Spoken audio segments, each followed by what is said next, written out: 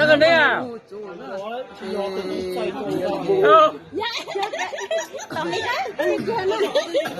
啥经历？要么那个这么多，当然了，这都是还有什么什么？哎，你有吗？哎，这样。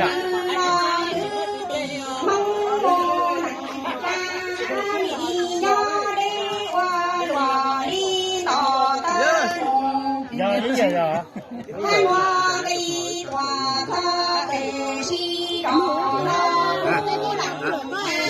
mùa mà giấc cầu đó thì mùa đó là cho sợ nó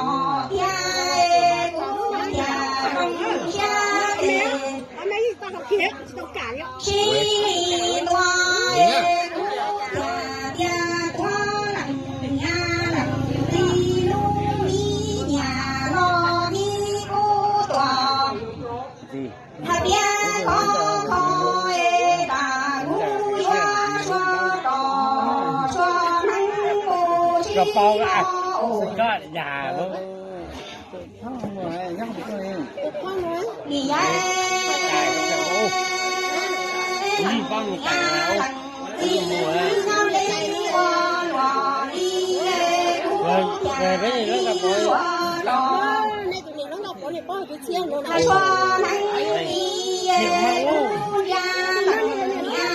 Đó là trái, đó là núng bói đó, núng gì đó.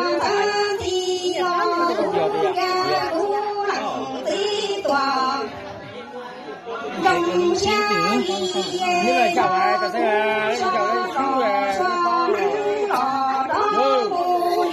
ở bên nhà chú về đây có à chuyện bao nhiêu đấy có chuyện là chú về là chú về là đây có thấy gì coi chứ là to à Chúa, ơi, muốn có ai? Ini salah cewek itu ya, hả?